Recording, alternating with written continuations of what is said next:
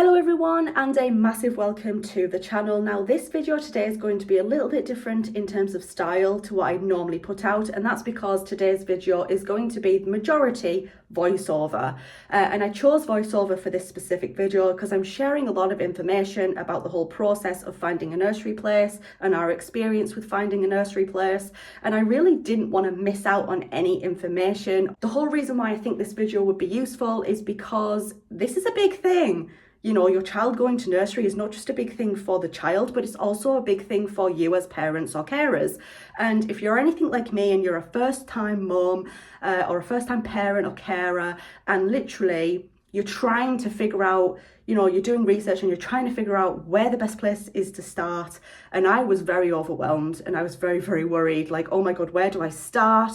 When do I start? So hopefully doing this kind of video for you guys will help you guys. Because yeah, it was a very daunting experience for me, because you feel like there's a lot of pressure on you to pick the right nursery and to do the right things. Firstly, I want to say that this video is going to be about sharing my experience finding a nursery place here in the UK. If you live in a different part of the world, then obviously your process will be different from ours. Here in the UK, everyone is currently entitled to 15 hours of free childcare a week if your child is aged between 3 and 4 years old. Some are eligible for 30 free hours a week, and some households are also eligible for the free hours earlier in their child's life, for example from the age of 2 or even from the age of 9 months. These are all depending on your personal circumstances, but my experience is solely based on the standard free 15 hours a week that everyone is entitled to for 3 to 4 year olds. At the time of recording this video, the government are also in the middle of introducing new help for working parents in the form of free childcare hours. So if you think you may be eligible for that, then please go and check it out. Please also be aware that when your child will start nursery depends entirely on when their birthday is. Our 15 free hours a week started the term after Ellie turned 3. So with Ellie turning 3 in May, she was not actually able to start nursery until after the summer holidays at the start of the next term, which was early September. It's also worth mentioning that I did get a text reminder about Ellie now being eligible for 15 hours free childcare the day after Ellie turned 3, but I do personally recommend looking into nurseries and just researching your childcare options well before you receive this text reminder, simply because this is a big deal and you don't want to rush anything. Plus, nursery places do tend to fill up quite fast, and so if you have a specific nursery in mind like I did, then you will want to get in early to ensure your child a place. When I rang the nursery that I wanted Ellie to go to all the way back in February of 2024, I was told that they were absolutely full with no available places until September of that same year. So yes, places do fill up fast. I started research about 8 months before Ellie started nursery. I didn't want anything to be rushed, and I wanted to make sure that I'd done all the research I could do about the nurseries in my local area before going ahead and making any official plans.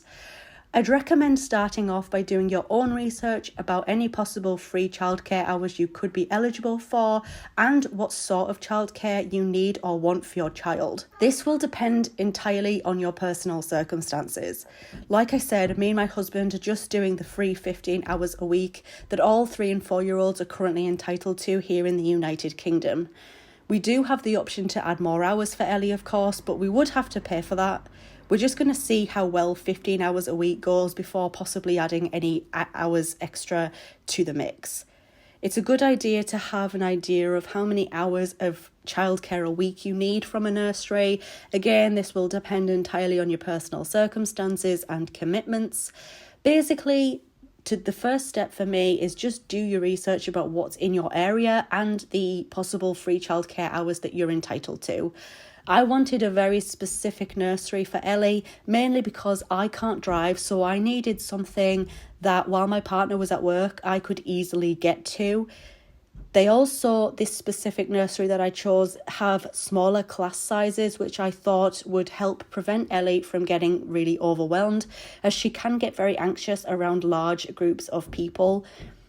Next, you'll want to make a list of nurseries that you actually want to visit and start contacting them.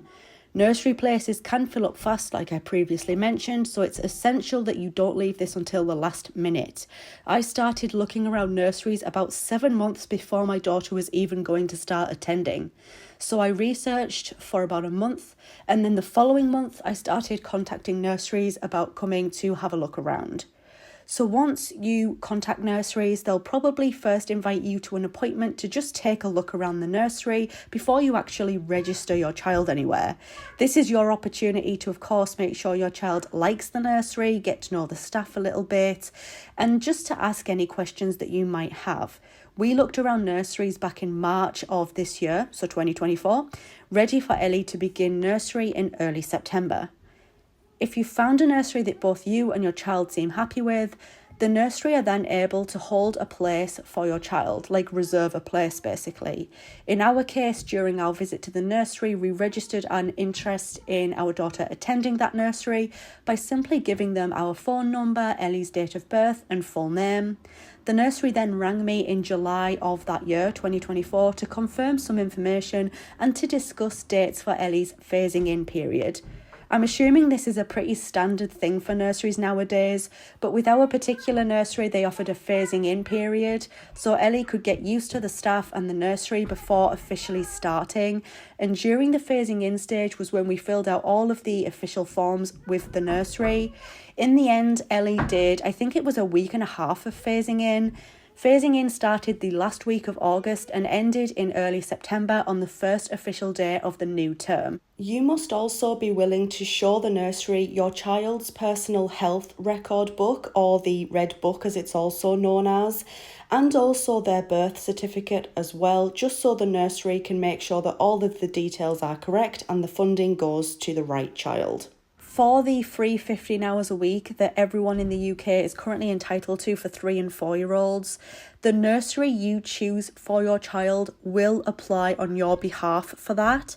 However, there are certain free childcare hours that do require you yourself to apply for them. For example, the 15 hours free childcare for 2-year-olds of working families that the government have recently started doing does require you yourself to apply. So just double check what you need to do, as certain schemes do need you yourself to apply rather than the nursery doing it for you. Once the phasing in period was finished, Ellie officially started nursery. Her first official day was the 4th of September, and I was really nervous for her, but also very, very excited. I'll go into more details about my feelings about Ellie starting nursery and how her first week went in a different video. For this one, I just purely wanted to stick to the process of registering her and finding the nursery, getting a place. When I was putting this video together and I was doing research, I found a very, very helpful website called daynurseries.co.uk, and on that website, I'll leave it linked in the description box down below, but basically it has all of the information on it about all of the different free hours and all of the eligibility stuff, so I found that very helpful. You might do too. So with that being said, thank you so much for watching, and I hope that you found this video useful. If you did, leave it a thumbs up, and if you're new here, go ahead and click on that subscribe button. Thank you so much, and I'll see you in the next video.